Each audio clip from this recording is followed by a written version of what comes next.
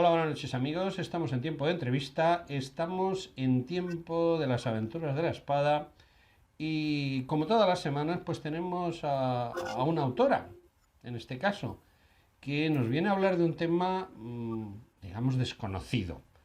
Desconocido porque me parece que en todo el tiempo que llevamos metidos en esta historia, excepto una entrevista que le hicimos a las hermanas Lara, me parece, y a las conservadoras del Instituto y Museo de la Armada, pues no hemos tocado apenas este tema.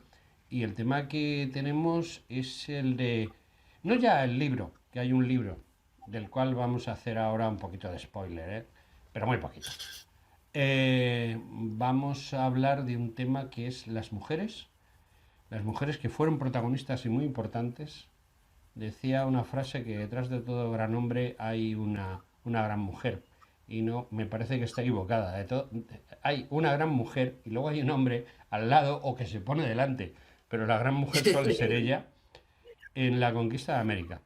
Fueron muy pocas las mujeres que cruzaron el Océano Atlántico para ir a América, y para ir a Filipinas, y para ir a Guam, y para ir a muchos otros sitios donde la religión católica llevó a los españoles, porque curiosamente todo el mundo está empeñado en que nosotros íbamos a conquistar un gran imperio. En realidad lo que hacíamos era propagar una fe y una religión. No hay mucha gente que esté de acuerdo, pero bueno, es mi opinión. Y para que me lleve la contraria, pues tenemos aquí a Oninche Domínguez. Creo que haberlo pronunciado bien, porque antes me decías que cuántas personas hay en España que se llaman como tú.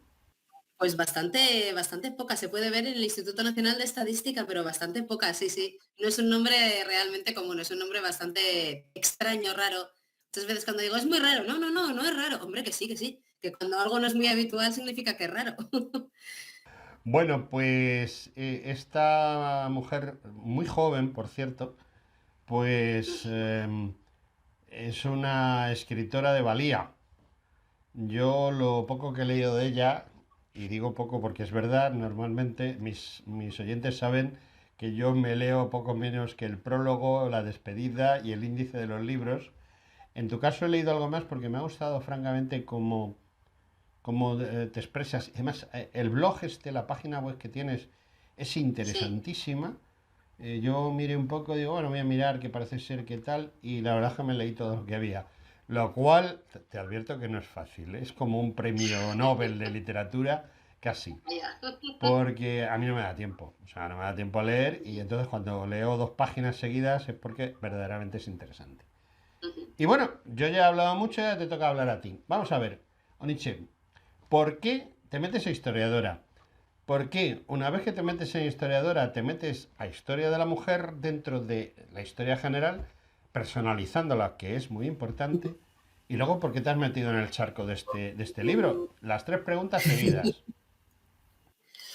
Bueno, pues yo soy historiadora aficionada. Yo tengo otra profesión. Llevo ya bastante años en banca. Se puede ver también, si alguien busca mi nombre en internet, sale perfectamente el currículum, digamos, a nivel laboral. Pero siempre me ha gustado la historia. Siempre quería pues haber hecho pues, una carrera de historia, haber empezado desde más joven. Pero la verdad es que la vida me llevó por otros temas, me llevó un tema laboral que la verdad es que me interesa y que, bueno, que me da de comer todos los meses. Y a partir de ahí decidí planteármelo como afición. Yo estudié historia por la UNED, la carrera de 5 años me costó, creo que recordar que 8, 9, unos cuantos más de lo normal, a compatibilizarlo con el trabajo, y luego hice un máster de investigación. Y a partir de ahí empecé, me gusta muchísimo leer, siempre desde pequeña, me gusta escribir, casi todo el mundo que le gusta leer le suele gustar escribir, hacer sus pinitos, sus tonterías, entre comillas. Y a partir de ahí se me ocurrió, si tengo buenas ideas y hay investigaciones que no están publicadas y que no están, digamos, vistas a la luz, se puede dar una cierta visibilidad. Y a partir de ahí empecé a desarrollar lo que es la historia que ha llevado a ellas la conquista en femenino. Hay algunos personajes que están más tratados, otros menos, depende de la documentación que haya, pero en general se puede decir que es como un compendio de personas, de personajes femeninos que han vivido en esas épocas, básicamente en el siglo XVI, alguna igual posterior, de principios del XVII, y que están todas relacionadas de una forma u otra con la conquista. La conquista, que es un nombre que ahora, bueno, pues las nuevas tendencias historiográficas no les gusta mucho, yo lo he decidido denominar así porque me parece que todos nos entendemos si decimos conquista de América. Si cambiamos un poco los términos, bueno, pues a veces se puede quedar gente en el camino que digo, oye, pues no sé exactamente de qué está hablando esta chica. Y es una forma de enfocarlo hacia lo que era. Aparecían perfiles de mujeres españolas, aparecieron perfiles de mujeres indígenas, aparecían perfiles, podían ser de grandes nobles o de gente vinculada con grandes conquistadores a nivel de españolas, y a nivel de indígenas lo mismo, aparecían princesas o caciques y aparecía luego gente, bueno, pues más, digamos, del pueblo llano, tanto de aquí como de allí. Y a partir de ahí empecé a relacionar, bueno, pues un poco de perfiles, a ver qué salía, si podía salir algo interesante que la gente pudiera querer leer y escuchar y oír, o si se quedaban, bueno, pues otra idea más de las que se escriben y dejamos siempre en los ordenadores ahí guardadas, para lo que se llama en la nube. Y la verdad es que salió algo que yo creo que es una historia chula, una historia que puede interesar, que sí que hay gente que es más conocida, ha habido gente que ha habido, bueno, pues hasta series de televisión, han salido en películas, hay libros, literatura, y luego hay otra serie de personajes que son mucho más desconocidos, que yo creo que son los más interesantes. Todos estos perfiles de mujeres que nos pueden sorprender, de historias, bueno, muchas veces de superación, de descubrimiento de cosas nuevas, de aportes culturales y de cosas que, bueno, que en general no sabemos sobre ese periodo de la conquista. Nos machacan mucho, creo que desde el cole, ¿no? Con las batallas, los grandes conquistadores, que si Pizarro, que si Hernán Cortés, que si México, que si Lima, que si cómo fue Chile, pero nos quedan las historias más pequeñas, las historias de lo que es, bueno, pues el pueblo que ahí estaba. No podemos conocerles a todos, evidentemente, ni hombres ni mujeres, pero bueno, es una forma de entrar a dar visibilidad a perfiles que están más desconocidos de la conquista. Ujú. La verdad es que, tal y como planteas, es muy interesante, porque ciertamente el problema de la historia es que siempre hay unos protagonistas que son siempre los protagonistas de verdad, Mm, digámoslo así, para sí, los historiadores. sí, Pues no sé, en esto de América, pues o Cristóbal Colón, o Pizarro, o Hernán Cortés, pero yo cada día mm, estoy más convencido, quizá porque haya viajado y haya estado en diversas cosas que luego han sido famosas y tal, que detrás de cada gran hombre suele haber mucha gente alrededor, que verdaderamente quien soluciona los problemas son los equipos mm, y no el delantero. El delantero centro mete el gol, pero si no tuviese 10 alrededor que le ponen la pelota para que él meta el gol, es inviable. Y creo que has hecho muy bien porque no es muy normal meter en la historia a las mujeres, cada día es más normal, pero ujú. sospecho que no te ha sido nada fácil encontrar las historias, encontrar las referencias, encontrar la documentación necesaria. Primero hacerte un listado, ¿no? De qué es lo que voy a buscar. Y luego encontrar eso que has buscado. ¿Te ha sido fácil? Más bien no, ¿verdad? Pues ha habido cosas que sí que son conocidas a partir del siglo pasado, que suena como muy lejano, el siglo XX, empezó un poco todos los temas de las historias sociales y las historias de género. Entonces empezaron a sacar más cosas. Se empezó a tomar la perspectiva de lo que comentabas, no solo los grandes hombres, los grandes nombres, el rey o el gobernador de tal sitio, tal conquistador, sino que se empezó a hablar un poco de todos aquellos que acompañaban. Evidentemente Hernán Cortés, sin un buen ejército detrás, no hubiera hecho nada, por mucha buena personalidad que tuviera, carisma, no hubiera conseguido nada. Hay cosas que han sido más sencillas y hay cosas que han sido muy complicadas. Los historiadores metemos un montón de horas en los archivos y a veces después de un montón de horas te vas a casa y no has conseguido ni un solo hilo, ni un solo párrafo que sirva.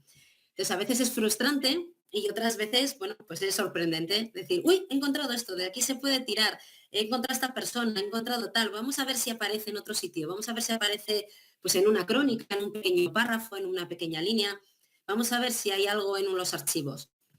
El archivo de Indias, que es la gran base que tenemos todos los historiadores que nos dedicamos un poco pues, a la América, digamos, colonial, la verdad es que los archiveros son gente encantadora, gente muy dispuesta a ayudar, gente que a través de todos los medios que tenemos hoy en día de Internet, el mail, la digitalización de documentos y tal, enseguida están dispuestos a enviar esos documentos, son ágiles, son rápidos y son, bueno, pues gente muy accesible a la hora de investigar. Luego Internet es una gran base para encontrar hilos, para encontrar cosas. A través de Internet se puede tener la posibilidad hoy en día de investigar en archivos como son el de México y el de Perú, que son los que más, digamos, tienen, porque claro, la conquista interfiere en más países, pero bueno, son los grandes principales y los que más están adaptados a las nuevas tecnologías hoy en día, que también proporcionan documentos, proporcionan claves, proporcionan ideas. Bueno, pues igual tienes que buscar en tal, igual tienes que mirar por aquí, igual hay esta persona, ¿no? Desde allí, desde España, no conocéis a fulano, no conocéis a Mengano, y sí que es verdad que ha sido, bueno, pues una gran ayuda. Desde luego hay muchas horas de investigación detrás, horas productivas y horas totalmente improductivas, que es lo malo. Pero bueno, es agradable y es un trabajo que al final cuando ves que consigues sacar una relación de personas y cuando ves que el trabajo llega a algún sitio, digamos, final, con, no vamos a decir un final feliz, sino simplemente con un final de investigación, es la verdad que es muy, muy reparador para nosotros los investigadores. Ujú. Bueno, me has hablado de diversos archivos, me has hablado del archivo de Mm, Indias, que creo que sí, que es básico y evidentemente. fundamental, y algunos Mm. archivos, por ejemplo, pues de México o también pues de Perú, quizá también de Colombia habrás estado investigando. Sí, lo que pasa es que está menos digitalizado, También has entonces a ellos les cuesta mucho más hacerte llegar una copia de un documento o responderte algo, porque todavía no tienen un nivel, pues eso, de adecuación a las nuevas tecnologías como el que puede haber, bueno, pues eso, pues en el Nacional de México o en el Nacional de Perú. Por eso los pongo casi siempre que hablo de estos temas como ejemplo, pues porque nos permiten estudiar más fácilmente. Por desgracia, yo no me puedo coger e irme un mes, mes y medio allí a investigar in situ, con lo cual necesitamos un poco, bueno, pues esas nuevas tecnologías, esas digitalizaciones que tanto bien nos hacen y que de aquí a unos años será, yo creo que la base de muchas investigaciones será todo mucho más sencillo y mucho más fluido. Te quería comentar ahí, yo personalmente, sí, he hecho algún trabajillo también, he publicado alguna cosilla y he Mm, utilizado dos archivos que no sé si tú también has utilizado. Bueno, he utilizado más archivos, pero concretamente hay dos en los cuales yo no he hecho hincapié porque no es mi tema, yo siempre me he dedicado a otra época de la historia, pero que pueden haberte sido útiles, sobre todo en cuanto a planos y mapas, que son el Instituto de Historia y Cultura Militar de Madrid, no sé si mm, te has puesto en sí, contacto con ellos, porque tienen una colección de mapas y ujú, de planos interesantísima, pienso, para todo esto. sí, Y el de la Armada que está en Ciudad Real, en un pueblecito mm. de de la sierra lindando con Jaén. ¿También están digitalizados? ¿Dan facilidades a los...? Dan facilidades, pero tienen yo creo que menos nivel de digitalización. No he hecho un estudio, he comparado cuántos documentos guardan contra cuánto está digitalizado, pero da la impresión de que sí que tienen menos. En general, casi todos los archivos, yo trabajo ahora mucho con el archivo diocesano, yo vivo en Pamplona, iba a decir de aquí de Pamplona, pero suena un poco raro si no lo explico. Entonces, el archivo diocesano, por ejemplo, me contaba el otro día la archivera que van a empezar a hacer una digitalización de cara al 2023-24. Esto pasará en muchísimos archivos. Evidentemente no hay fondos para digitalizar todo lo que realmente hay. Se necesitan muchísimos, no solo medios materiales, sino medios humanos. Entonces yo creo que el problema está ahí, de que alguien tiene que estar cogiendo cada cosa. Se necesita mucha gente, mucha gente. No solo es el medio material, que este no es complicado, sino el medio humano, que vaya cogiendo, vaya subiendo todo, y eso la verdad es que es algo que yo creo que con el tiempo se irá solucionando, pero con bastante tiempo, no va a ser de un año para otro. Bien, te quería preguntar, volviendo a tu libro, que lo hemos dejado ahí abandonado. Yo es que no me gusta destripar los libros, me gusta hablar con los autores y que me cuenten lo que han hecho. Porque Mm, el libro creo que está en las librerías. Puedes ir a una librería, lo compras, te lo llevas a se casa puede ir o a donde perfectamente, quieras sí, y te lo sí. lees. Pero si nos dedicamos a destriparlo y lo contamos, pues ya no lo compran. O sea que Ya. egoísta soy, ¿verdad? Soy muy egoísta. Bueno, vamos a ver. Tanto América como el lago español son muy grandes. Demasiado grandes, Mm, creo. O sea, prácticamente en la mitad del mundo. O sea, entre América y el lago mm. español tenemos la mitad del mundo prácticamente conocido. Y, y me imagino que tú habrás hecho o sea, no te habrás puesto pues ahora voy a hablar de Pepita, luego de Juanita, sino que has cogido y has sectorializado por fechas, por lugares, como... He elegido, me parecía más fácil de seguir el camino a hacer un orden cronológico. ¿Por qué? Porque las primeras mujeres llegaron de una determinada forma, ya con los primeros viajes de Colón ya llegaron mujeres. El primer personaje del que habló en el libro, que es María Álvarez de Toledo, ya vino con los Colón, ya era una persona, no, era la esposa, vamos, de uno de los hijos, entonces ya vino con ellos. Hay mucha diferencia de ese momento a los momentos últimos.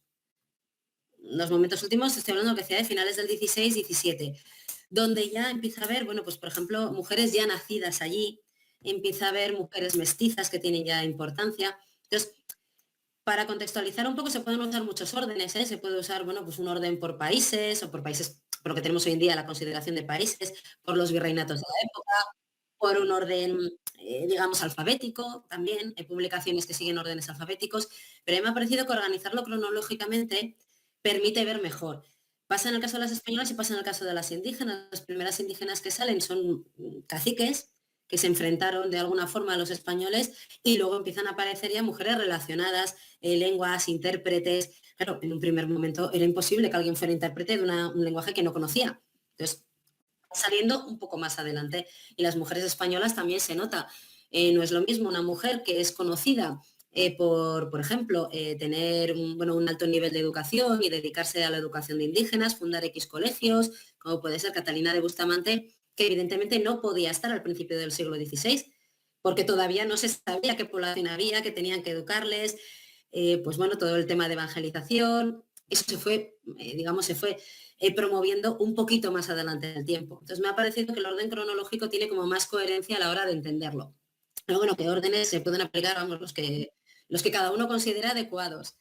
Igual alguien que lo lee, mira, yo lo veo más coherente pues por países actuales, o al revés, o por virreinatos de la época. Bueno, pues sería otra forma Me parece correcto, pero de... te cuento, ¿haces más hincapié en algunas fechas especiales? Es decir, más, por ejemplo, en el final del siglo XVI o más en el siglo XVII, o es según la cantidad de material que has podido encontrar o la cantidad de mujeres interesantes que ha habido en cada momento. Pues por desgracia, como no se puede llegar a profundizar mucho en muchas de ellas, los personajes que están tratados depende más de la documentación que he conseguido encontrar a de quienes me han parecido más o menos interesantes. Hay algunas que hay muchísimo, pero hay otras mujeres que sin embargo hay apenas dos líneas o una mención. Hay algunas que las he tenido que desterrar porque simplemente aparecían pues dos o tres frases que no te llevan realmente a ningún sitio y que no aportan nada. Igual en el futuro aparecen, ¿no? Entonces, siempre se están apareciendo archivos y siempre están apareciendo cartas y documentación. Igual en el futuro alguna de estas mujeres descartadas de repente se merece su propio capítulo de 50 páginas. Pero por ahora ha habido muchas que no. Entonces la selección ha sido básicamente dependiendo del material que he podido encontrar de ellas. Bueno, hay una cosa que me ha llamado la atención según estabas hablando, y has hablado de una mujer muy importante, porque el apellido es muy importante. De hecho, yo, por ejemplo, he trabajado con una persona que se llamaba así, Álvarez de Toledo. Álvarez de Ujú. Toledo es la casa de Alba, en definitiva. ¿Y hasta qué punto Casaban esas... bien, sí, casaban bien. ¿Perdón? Que casó bien la mujer. El Colón, el hijo de Colón que casó con ella, casó bien. Sabía muy bien dónde tenía que buscar el matrimonio. Es que a veces se mete un ruidito que me corta un poco lo que estoy hablando contigo. Pero bueno, volviendo al tema. Sí, se casó bien, indiscutiblemente, pero no solo por... No creo que se casase con un apellido. Se casó con una mujer y esa mujer, ¿hasta qué punto era importante una Álvarez de Toledo en ese momento y en América? Pues en ese momento, teniendo en cuenta cuando empezaron todos los juicios que se hicieron a Colón, que perdió bastante de las posesiones que tenía, que su hijo tuvo bastantes problemas en la isla para conseguir mantener los dominios, tuvo problemas con los encomenderos, tuvo problemas con Obando, tuvo una serie de problemas muy grandes, el apoyo de toda la familia a través de esta mujer fue decisivo. Y María peleó y pleiteó como si fuera un hombre con las mismas características, con la misma fuerza, porque se mantuvieran la mayor parte posibles de territorios y de beneficios que tenía por la rama de Colón, sus hijos y sus herederos, sus descendientes en general, y incluso por traer los restos y por todo lo que significaba el apellido Colón mezclado con el suyo. Evidentemente, si no hubiera sido una mujer de esa posición social, si hubiera sido una mujer, bueno, pues de incluso noble, pero de un nivel más bajo, un perfil más bajo, posiblemente no hubiera estado capacitada para pleitear. Posiblemente el ofender a un Álvarez de Toledo era muchísimo más grave que ofender a cualquier otro apellido. Entonces, también a la hora de tener en cuenta las resoluciones de los juicios, posiblemente serían más favorables tratándose de una persona de esa familia. Muchas de las mujeres pleitearon por los derechos de sus hijos, pero bueno, con ese respaldo familiar detrás, ese respaldo casi dinástico, que pueden llegar, bueno, pues ha llegado hasta hoy en día nuestro apellido, con lo cual un respaldo dinástico sí que tienen de alguna forma, un capital económico importante, por supuestísimo, muy buenas relaciones en la corte. Evidentemente, yo creo que para los juicios y para el beneficio de sus descendientes tendría mucho que ver la familia. A la vez era una persona culta, una persona que estaba acostumbrada, si digo a mandar, queda como un poco mal, pero sí a dirigir, que tenía la capacidad de que cuando se ausentaba su esposo, ella se veía capacitada para dirigir, bueno, pues la pequeña colonia donde estaban, el asentamiento, el tratar de tú a tú un hombre, decir, oye, yo creo que esto no, creo que esto sí. Entonces tenía una capacidad de gobierno que era superior a la que hubieran podido tener probablemente otras familias. Y eso al final yo creo que se nota en la historia. Sí, indiscutiblemente, lo del Álvarez de Toledo pesa enormemente.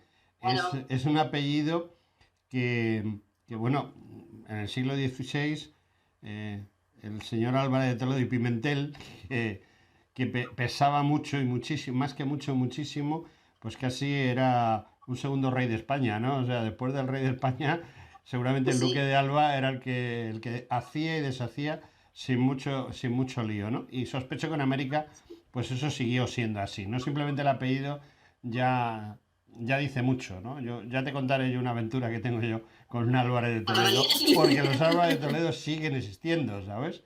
Sí, Y, sí. y siguen siendo importantes. Hombre, la mezcla con los Fit James Stewart, pues ha hecho que haya cambios, pero Álvarez de Toledo pesa, o sea, es un apellido que llega, ¡paf! Y se te cae encima. Bien, vamos a Sí, dejar sí. ese tema, vamos, indiscutiblemente, a la señora Álvarez de Toledo mandó mucho en Santo Domingo, en lo que es actualmente Santo Domingo, en la Española, pero eh, cuando saltamos al continente es curioso, pero las mujeres que empiezan a tomar el control de la situación, sobre todo con Hernán Cortés, por Mm, ejemplo, pues son las de allí. Es decir, parece sí. mentira, pero Hernán Cortés no hubiese sido absolutamente nadie. Y ahí vamos a lo primero que yo dije, o sea, detrás Mm. de cada gran hombre, no. En este caso, una gran mujer. ¿En qué momento o por qué situación crees tú que entran esas mujeres de allí a dominar la situación? Incluso estoy completamente convencido que Hernán Cortés muchas decisiones que tomaba no eran suyas, sino que eran insinuadas o Claro, dirigidas sí. Ujú. por su mujer, ¿no? Sí, bueno, a ver, yo creo que el mundo indígena, la adaptación que tuvo, bueno, pues cuando llegaron todos los españoles, toda la conquista y tal, fue enfocada de distintas formas.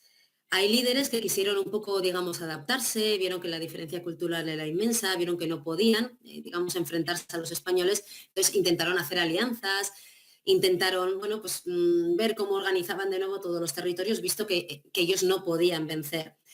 Hubo otras mujeres que yo creo que lo que les dominó fue la necesidad de sobrevivir. Muchas de ellas eran entregadas como regalos, eran entregadas como casi, digamos, esclavas. No se les llamaba esclavas, pero realmente eran como esclavas. Entonces, una vez que ya están en esa situación, la necesidad de sobrevivir y de lo que llamaríamos hoy tirar para adelante y luchar fue lo que determinó. Ahora podían haber quedado en un momento más bajo, en un perfil más bajo, o podían haber intentado tomar decisiones políticas. La Malinche tomó alguna decisión, Ana Yansi tomó alguna decisión, influenciaron, fueron muy mal vistas en aquellas épocas por la gente de sus pueblos, como traidoras, como, bueno, pues como poco leales con las tradiciones. Sí que está documentado, bueno, pues que a veces les contaban cosas, les advertían, les decían, bueno, cuando eran las festividades o cuando iban a atacar, cuando ellas tenían conocimiento. Oye, me ha llegado que va a haber una amenaza por aquí, me ha llegado que pueda haber una incursión por este lado. Y ellas lo comunicaban. Si lo comunicaban a los españoles porque estaban convencidas o lo comunicaban por necesidad de sobrevivir, mira, cuanto más comunique que pasan estas cosas y, digamos, acierte, más valiosa soy, menos posibilidades tengo de que me vuelvan a vender a otro grupo, de que me casen con otro soldado que está lejos, o que me maten directamente. Entonces, fue yo creo que una situación de gran necesidad. Muchas de ellas mantuvieron relaciones, relaciones, bueno, pues íntimas y tuvieron, en algunas crónicas se dice que vivían como marido y mujer. En aquellas épocas no podían casarse un indígena con un español, con lo cual vivían como matrimonios, supuestamente, claro, no tenemos ninguna certeza, pero bueno, las crónicas dicen que se eran fieles, que se tenían confianza, que estaban siempre juntos. Pues bueno, muchas de ellas, algunas vinieron a España, incluso vestidas de españolas. ¿Puede ser que como trofeo? Pues puede ser que como trofeo, ¿no? Para enseñar qué era lo que había en el Nuevo Mundo. Pero también es verdad que tuvieron una gran influencia. Fueron capaces, bueno, pues de enseñar el idioma, de enseñar las costumbres, de conocerse los unos a los otros. También para los españoles que iban, el contacto con la cultura indígena fue brutal, sobre todo en el tema femenino. Las culturas eran tan distintas que el choque fue enorme, enorme. Incluso las españolas, decías, bueno, pues estaban, digamos, en otra tesitura, pero aún así se adaptaron incluso en vestimenta. En Latinoamérica, los corsés que se llevaban aquí, las grandes faldas, tal, desaparecieron por una vestimenta más cómoda, más adecuada también al clima de allí, a la humedad, al calor extremo. Y también adoptaron costumbres de allí. Ambos se relacionaron de una forma o de otra. Evidentemente, bueno, pues cada uno en su tesitura distinta y con una evolución distinta como población, pero sí que es verdad que unos influyeron en otros. Estas mujeres que se relacionaron con los grandes conquistadores tuvieron una influencia, está claro, en cómo fueron las cosas. Decisiva o no decisiva, bueno, como solo podemos ver la historia, lo que ha pasado, podemos elucubrar qué hubiera pasado, ¿no? ¿Qué hubiera pasado sin estas lenguas, sin estas intérpretes? ¿Qué hubiera pasado sin estas mujeres que advertían, está sucediendo esto, me ha llegado información de qué tal? No, no, esa población no, o no paséis por esta zona que es más peligrosa, hay que ir, adentrarse en la selva de esta forma. Pues es que no lo sabemos, porque solo sabemos lo que sucedió, no sabemos lo que no sucedió. ¿Nos lo podemos imaginar? ¿Hubiera sido igual? ¿Hubiera sido distinto? Pues no se sabe, no se sabe. Bueno, continuamos nuestra entrevista con Onishe. Creo que lo he pronunciado bien, no lo sé. Y bueno, mi pregunta es, ¿todo el mundo conoce a Malinche? O sea, Malinche es Ujú. básica, fundamental. Hernán Cortés no hubiese sido nadie si Malinche no hubiese estado ahí. Pero desconocemos la mujer que estuvo detrás de Pizarro, la mujer que estuvo detrás de Almagro, o la que iba a la grupa del caballo de Pedro de Valdivia. ¿Tú hablas de esas mujeres también en tu libro? Sí, hablo de varias de ellas. Con Pedro de Valdivia, iba Inés Suárez, que es bueno, pues conocida a raíz de la serie, del libro que hizo Isabel Allende y tal. Pero hay otras mujeres que también estaban detrás de esos grandes hombres y que en muchos casos terminaron digamos, expediciones que hacían. Está Ana Dayala, que estuvo con Orellana y que terminó y consiguió llevar un grupo de mujeres hasta el final de la expedición. Estuvo también, ahora no me viene, estuvo, perdón, estuvo, perdón, que me acabo de quedar ahora en blanco. Eh, sí, Inés de Atienza, que no me salía, Inés de Atienza, que estuvo con Pedro de Ursúa también, terminando toda lo que era la expedición, esa famosa al Dorado, con todos los conflictos que hubo luego con López Aguirre y que terminó asesinada también por López Aguirre, como había terminado él antes. Y hubo otras mujeres que sí que estuvieron allí. Estas mujeres tuvieron un papel muy determinante en el momento en el cual los hombres desaparecían, bien porque estuvieran en otras misiones o bien porque morían, como fue el caso de Inés Atienza. Al estar tan vinculadas a ellos, tan cercanas a ellos, con relaciones tan íntimas y tan personales, eran respetadas por una gran parte, al menos de la soldadesca, no por todos, pero por una gran parte. Entonces, ellas muchas veces tomaban las decisiones de continuar la expedición con lo que habían oído que él quería hacer, cuál era su plan, cuáles eran sus límites. Oye, queremos llegar hasta tal, bueno, pues hay que animarse, qué tal, y acababan dirigiendo. En algunas ocasiones, como pasó con Inés de Atienza, bueno, pues no pudo dirigir mucho, pero bueno, porque se enfrentaron al gran personaje de López Aguirre, sobre el cual se ha escrito mucho. Se ha llamado siempre, ¿no? El loco del Amazonas y estas cosas. Y bueno, han tenido varios conflictos y entre ellos, bueno, pues los que acabaron con la vida de Inés. Pero durante un tiempo ya sí que dirigió esa expedición. Inés Suárez dirigió una gran parte del asentamiento de Santiago de Chile al principio en las guerras que había con los indígenas que residían allí. Ana de Ayala lo mismo, continuó el camino una vez que ya había desaparecido Orellana, que Orellana digamos como que se perdió y continuó. Hubo otras personas, otras mujeres que se mantuvieron como gobernadoras cuando los maridos estaban ausentes, cuando estaban ausentes por guerrear o porque habían ido a España a un juicio de residencia o algún tema similar, y ellas se quedaban dirigiendo. En ocasiones esto venía fomentado por los mismos hombres con los que tenían la relación o eran las mujeres, ya que era más seguro el que se quedara gobernando su propia mujer, su propia esposa, su propia amante, a que se quedara una persona que igual podía ser de una facción contraria y conseguir el apoyo del ejército que llevaban con ellos. Y entonces a su vuelta ellos ya no tenían lugar como dirigentes. Sin embargo, si se quedaba la mujer, ella iba a conservar para ese hombre, para cuando regresara, esa misma pues, esa capitanía, ese cargo de gobernador o ese cargo simplemente de principal de una expedición. Hay varios casos. Lo primero, o sea, sabían los pensamientos íntimos, sabían dónde se querían dirigir, sabían hacia dónde querían llegar, y luego era mucho más seguro para ellos que estuviera una mujer al cargo de algo, pues porque supuestamente no le iba a arrebatar ese poder que podía hacerlo, bueno, pues cualquier otro contrario o un segundo de ellos de a bordo. Hay casos que son muy conocidos, que son muy novelados, y, por ejemplo, en todo el entorno de Inés de Atienza están todas las novelas de La serpiente sin ojos, que cuenta todo un poco la historia de cómo fueron aquellas expediciones por el Amazonas, que son realmente muy, muy realistas.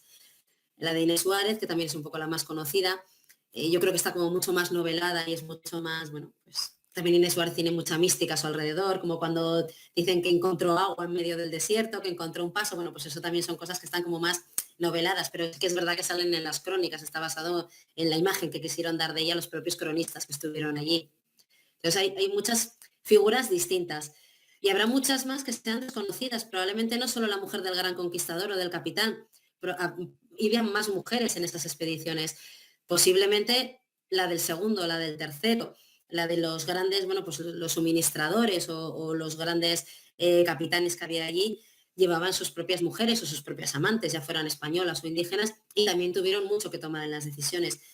¿Cuántas veces ha dicho, no, que las decisiones se toman también muchas veces en la alcoba por ser fina? Entonces, bueno, pues es una forma también de tomar las decisiones conjunto. Igual tenían más confianza para hablarlo con la persona con la que dormían a con una persona que les pudiera arrebatar ese poder. Y todos los problemas que podían tener, todas las decisiones políticas, incluso algunas decisiones militares estaban habladas con las mujeres. Igual no tenían tanto conocimiento como ellos de técnicas militares o de política, pero sí que podían aportar una visión más personal y una visión sobre todo de confianza, porque ellas eran las primeras que les interesaba que aquel hombre con el que estaban no desapareciera para seguir protegidas. Porque cuántas veces pasó que una vez de desaparecer el hombre, la mujer se pierde de la historia y se pierde de las crónicas, y muchas veces desaparecieron. Hay algún caso como el de Inés Muñoz de Rivera, que estaba vinculada también a esos grandes conquistadores, que estaba casada con un hermanastro de los Pizarro, que esta mujer luego tuvo que subsistir sola cuando terminadas las luchas con los almagristas, pues la facción de los Pizarro no subsistió.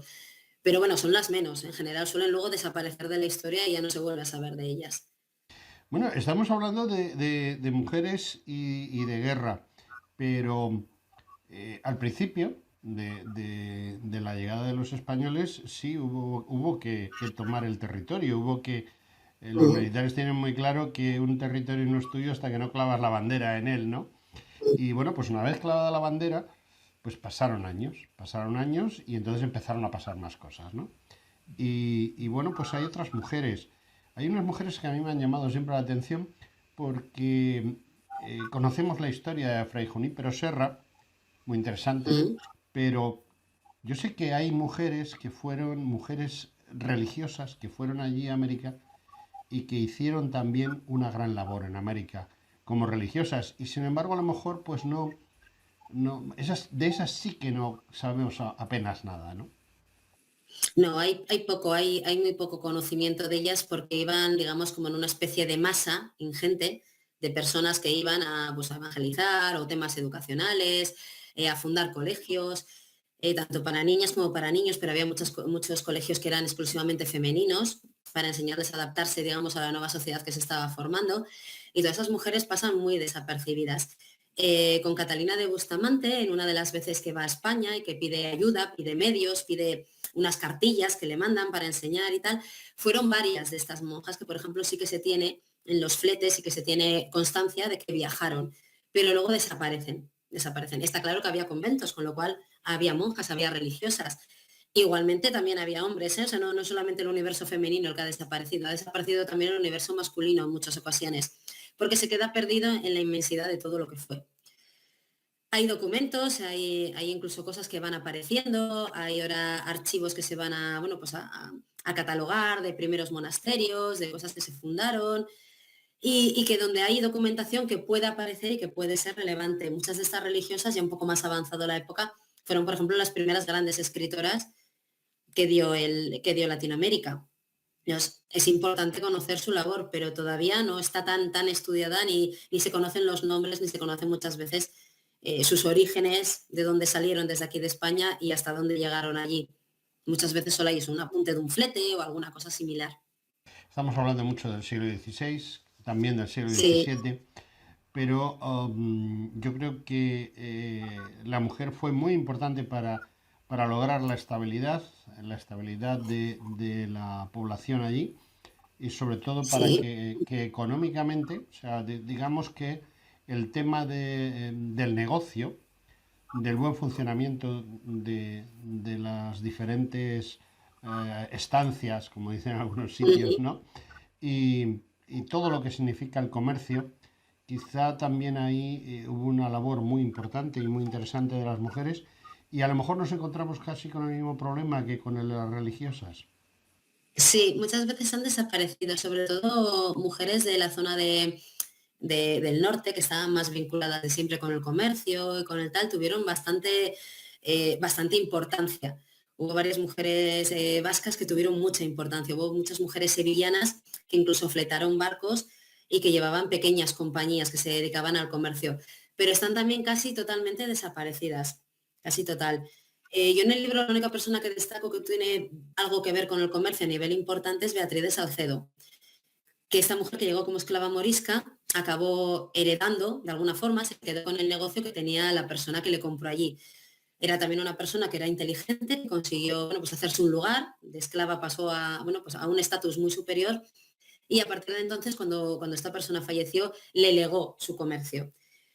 Pero son casos bastante puntuales, se sabe que es una generalidad por el número que aparecen, pero no hay historias completas que desarrollar, que es lo que nos pasa pues muchas veces, que hay referencias y tal, pero es muy complicado seguir todo el hilo y encontrar, bueno, pues verdaderas historias que den para escribir unas páginas y que den para que te puedas hacer a la idea un lector que coja el libro y diga, oye, pues mira, tenía este carácter, tenía esta forma de ser, se relacionó con estas personas. Entonces es complicado a ese nivel. Ahí, para mí, no sé yo si lo tratas tú en tu libro, pero creo que hay una zona de América que quizá esté menos estudiada.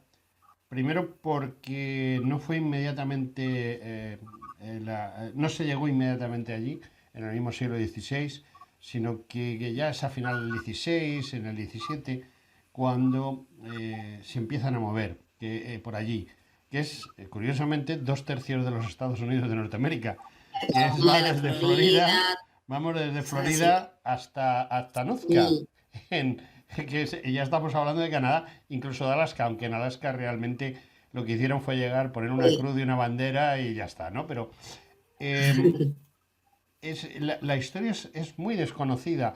Pienso, no solo la historia de las mujeres, la historia de Sí, España en lo que ahora es Estados Unidos de Norteamérica, sí, salvo en casos muy concretos como la ciudad creada por Gálvez o esa conquista de Florida o la propia acción de Fray Junípero Serra y de otros franciscanos. Yo tuve la oportunidad, y ahora voy a hablar yo un pelín, tuve la oportunidad de conocer tranquilamente. al bisnieto de Jerónimo, no sé si lo sabes, pero se hicieron en Cartagena en septiembre, octubre pasado, unas jornadas muy interesantes a las cuales vinieron muchos historiadores relacionados con la hispanidad y entre otros vino Alfonso Borrego. Alfonso Borrego es bisnieto de Jerónimo y este hombre además se dedica a la enseñanza, es propietario de un colegio en San Antonio, en Texas. Y bueno, él se define como súbdito del rey de España y como católico.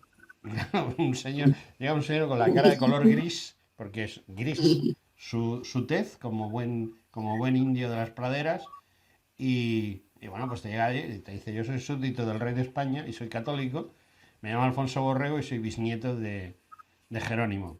Y claro, te quedas así, ¿no? Y te hace una encendida defensa de la acción española, ¿no? Y al final dice que la gran depredación o sea, el gran problema que tuvieron los naturales del lugar con los españoles no es que llegasen y los asesinasen, los convirtiesen en esclavos, etcétera, sino que a él le dijo un gran jefe, ya muy mayor, cuando él era muy joven, que este le preguntó, ¿qué es lo más malo que nos han hecho los españoles? Sí, pues lo más malo que nos hicieron los españoles fue cobrarnos impuestos. Vaya. Esa es la verdadera leyenda negra para los indios de Texas, ¿no? Porque ese es el problema, ¿no? O sea, los impuestos. Lo demás no tenía ningún problema porque Fray Junípero y todos los frailes pues, les enseñaron a cultivar, les enseñaron a manejar los caballos, etcétera, ¿no? Y no estaban para nada enfadados, únicamente porque les cobraban impuestos, ¿no? Y ahí llega, porque mira, Alfonso Borrego me comentaba que concretamente en la zona de San Antonio, pues llegaron 140 familias, en un primer momento 140, y él dice muy concretamente, familias. ¿Hablas de esas familias? No, la zona de toda la conquista de la zona, digamos, de Estados Unidos actual, no aparece porque yo realmente no hablo de familias ni de grupos ni de dinastías, hablo solamente de mujeres a nivel individual de cada una. Entonces no hay datos suficientes como para comentar tanto. Sí que hablando de esto, muchas veces se ha establecido, ¿no?, la teoría y muchas veces cuando hablas parece que las primeras mujeres que llegaron a Norteamérica fueron aquellas del Mayflower famoso, pero no había mujeres antes que eran las mujeres españolas que iban allí. Eran mujeres españolas, también eran indígenas de la zona de México que se fueron moviendo con los españoles allí, porque claro, se movían todos en grupo a la vez. No era una, digamos, eh, una marcha individual, sino que iban ya en el grupo ya establecido. Pero de la zona de todo lo que es la Florida, todo lo que es México, todo lo que es Texas, la zona superior, realmente no aparece nada, nada en el libro. Por lo que te digo, porque no fueron personas individuales, mujeres individuales lo suficientemente, bueno, pues relevantes a nivel suyo como para encontrar un hilo que enlace una historia completa. No es por centrarme más en lo que es Latinoamérica y Sudamérica que en el norte, no es por eso, es simplemente porque no hay tantos datos de personas individuales como para definirlo. Fueron muchas religiosas, ahí sí que es verdad que las misiones que se fueron realizando fueron bastante religiosas, pero no había una individualización tanto como para dar unas historias que sean interesantes a la hora de un lector que vaya, ¿no?, a enamorarse un poco de ese personaje que está leyendo, que vaya a intuir cómo funcionaba, por qué actuaba de tal forma, cuáles eran sus orígenes. Entonces se quedaría todo un poco más, digamos, en el aire, más como una enumeración de personas que como otra cosa. Bueno, toda historia tiene un principio y un final y nosotros nos estamos quedando sin tiempo. Y, y bueno, el problema del final es que no es muy bueno para España, para la monarquía española, aunque yo no soy muy monárquico, pero bueno, hay que hablar de ese final de la monarquía española. Mm, hay mujeres que estén muy implicadas en esa resolución del... Sí, en todos los procesos independentistas, digamos, de toda la América colonial, sí que hay mujeres, sí que aparecen mujeres.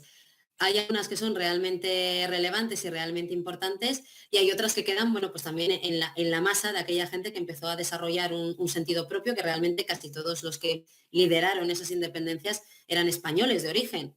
Muchísimos españoles que estuvieron aquí viviendo pues grandes años de juventud y luego se fueron a hacer las Américas, en aquella época las Indias, acabaron formando parte y dirigiendo los procesos de independencia de todas las colonias.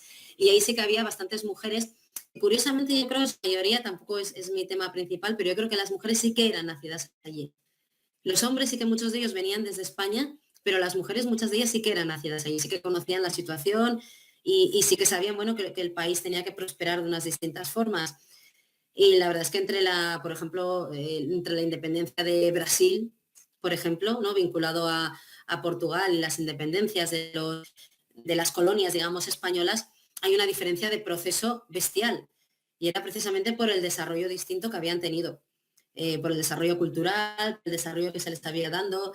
Yo creo que al final todos los imperios, pasó también, ¿no?, con el británico, que al final, al ser tan grandes, eran casi complicadísimos de dominar desde una metrópoli. Tenías que empezar a dotar de instituciones allí, tenías que empezar a dotarle de políticos, de sistemas económicos, de sistemas legislativos, según fue avanzando el tiempo. Al final llevaba un desarrollo que era, bueno, pues el que ha pasado con casi todos los, ¿no?, los imperios que ha habido. Que llega un momento en el cual determinados personajes de allí, que tienen ese poder económico, ese poder legislativo, ese poder político, deciden que prefieren no depender de esa metrópoli, siempre achacando, ¿no?, que nos roban, que se quedan con nuestro dinero, que se quedan con nuestra riqueza, que se quedan con tal, pero buscando, digamos, un dominio de país independiente. Y eso sí que llama la atención respecto, bueno, pues lo que puede ser o lo que fue, digamos, en su época, en la independencia de Brasil, que estuvo muy vinculada, bueno, pues a los procesos que llevaba Portugal como más internos de lo que era el proceso de Brasil externo, yo creo. Pero diferentes. Y sí que hubo mujeres, sí que hubo, nacidas sobre todo allí y vinculadas, bueno, pues a las grandes casas que tenían poder, evidentemente. Sí, porque algunos de los llamados libertadores, concretamente, creo Sí. recordar que San Martín se casó en Madrid, en la calle Alcalá, Mm, enfrente mm, del edificio del Movimiento. Todavía no existía el edificio del Movimiento, pero sí había allí una iglesia y una placa que lo recuerda. Y bueno, pues sospecho que esa mujer con la que se casó San Martín, pues indiscutiblemente estuvo muy vinculada a estos temas. Aunque ujú. los grandes expertos en los temas de la independencia de los virreinatos, pues hablan de que realmente quien movió todo el tema fueron pues la masonería, los masones y las logias masónicas británicas por sus intereses, y las que había allí en América, incluso las logias españolas. O sea, por ejemplo, el que Riego evitase el que un ejército fuese a apoyar al ejército español que estaba allí, pues la verdad es que el ejército español estaba formado curiosamente por un nutrido grupo de indígenas y o sea, los ejércitos realistas, y los ejércitos que se sublevaban eran criollos, ¿no? Es una cosa muy curiosa. Pero pues bueno, es así, es lo que hay. Y bueno, ya sé que nos estamos quedando sin tiempo. Yo tengo una fea costumbre, y es hacer una última pregunta a mis entrevistados, y es la siguiente. No sé si tú conoces Madrid, conoces la Puerta del Sol. Supongo Sí. que sí, ya. Bueno, pues hay una calle que es la calle Carretas. Esa es la última pregunta, es muy sencilla. No, espera, espera, de sencilla nada. No sé si sabes que, hablando de San Martín, en la Puerta del Mm, Sol, esquina a la calle Carretas, había una librería en la puerta de la cual asesinaron a tiros a Canalejas. mm, Entonces, porque no sepa quién Canalejas, fue un presidente del Consejo de Ministros. mm. Y bueno, pues esa librería estaba especializada en historia y en temas militares, nada más. O sea, allí no podías encontrar, pues no sé, un libro de otra cosa, ¿no? Una novela o un libro de derecho, lo que Nada, fuera. allí era historia pura y dura, bueno, historia en sus diferentes variantes y libros de temas militares. Entonces yo, cuando era jovencito, porque esa librería la quitaron cuando yo tenía pues, unos 30 años más o menos. Ahora hay una cosa de estas de comida rápida, creo. Y entonces, pues te parabas allí y te ponías a ver los libros, y al final entrabas y comprabas un libro. Entonces, ahora yo te pregunto con muy mala idea. Yo llego, me pongo frente al escaparate de la librería de San Martín y veo tu libro. Y digo, qué raro, un libro de mujeres, de América, de la conquista. Y me quedo pensando. Y entonces sales tú y me dices, debes de comprarlo por... ¿Por qué debo de comprarlo? Porque nos muestra la imagen de mujeres desconocidas y nos muestra una imagen distinta de lo que fue la conquista de América. Una imagen más personal y más humana, y una imagen de cosas que no se conocen, que aparte de las grandes batallas, las grandes guerras, las masacres, la destrucción del mundo indígena, muestra otra forma, muestra mujeres indígenas que se relacionaron con españoles, muestra mujeres indígenas que eran cultas y que sabían cómo relacionarse con otro, con el que venía de fuera, con el español que venía de fuera, muestra mujeres de distinto estrato social españolas que supieron labrarse una vida distinta, y muestra muchas cosas que no conocemos, desde quién llevó el trigo hasta cómo una mujer gobernó y hizo una dinastía de gobernadores en las Islas de las Perlas. Entonces cuenta muchas historias distintas, todas de mujeres y muchas desconocidas. Bueno, pues a mí me has convencido. Yo no sé si a los ¿Vale? oyentes. A mí me has convencido. Yo tendré que comprar el libro porque en esta ocasión SND Editores y Álvaro Romero, gran amigo mío, no ha tenido el detalle de enviármelo. Lleva enviándomelo un mes. Oye, que te lo voy a dar, que te lo voy... Nos vemos todos los lunes y no me lo ha traído. Pero yo tengo que leerlo. Igual que he leído tu blog, que me ha parecido interesantísimo. Y desde aquí animo a, animo a nuestros oyentes o televidentes, en su caso, que lean tu blog porque creo que es sumamente interesante. Además hablas de otros temas, no solo hablas de mujeres, hablas...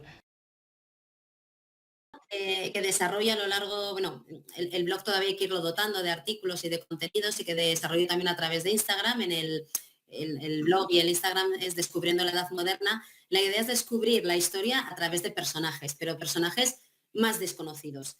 Intento no mostrar en la medida de lo posible, pues, reyes, grandes monarcas, grandes gobernadores, grandes políticos, sino intento mostrar gente más desconocida. Mujeres que desarrollaron salones literarios, hombres que realizaron determinados inventos que han llegado hasta nuestros días y que no son Edison, que son más desconocidos. Y es la idea que tengo yo de revivir lo que es la edad moderna a través de personajes desconocidos. Porque es una etapa muy interesante de la historia donde se desarrollaron cosas que han llegado hasta hoy en día, ideas de pensar, formas de pensar, instrumentos, inventos. Y sí que es verdad que sobre todo, bueno, yo que vivo aquí en Navarra, aquí, por ejemplo, la historia medieval es muy desarrollada, hasta que hubo la anexión con Castilla. La historia contemporánea es muy desarrollada.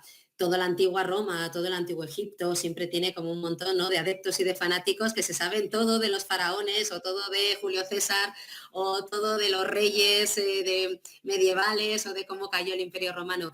Pero la historia de la Edad Moderna queda muchas veces desaparecida. Ha quedado, bueno, pues en pequeñas cosas, la ilustración por aquí, la conquista de América por allá, el renacimiento por aquí, pero queda mucho por hablar de toda aquella gente que vivió y de todas aquellas cosas que nos han llegado hasta hoy en día, y estamos hablando de 300, de 400 años hacia atrás.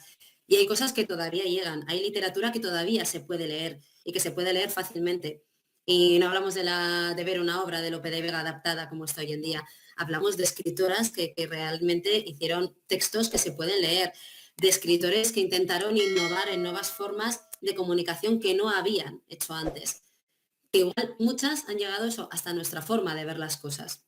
Y por eso me parece que es un periodo de los más interesantes que pueda haber y de los más desconocidos a la vez. Bueno, pues ya solo me queda dos cosas. Emplazarte para que vuelvas y despedirte porque nos hemos quedado Nada, sin tiempo. De modo que, oye, muchísimas gracias. Estoy encantado muchas gracias a ti. de lo que nos has contado porque es algo muy diferente a lo que normalmente nos cuentan. Y la historia no es solo lo que nos cuentan siempre, sino también las cosas que tú cuentas. Las cosas más escondidas.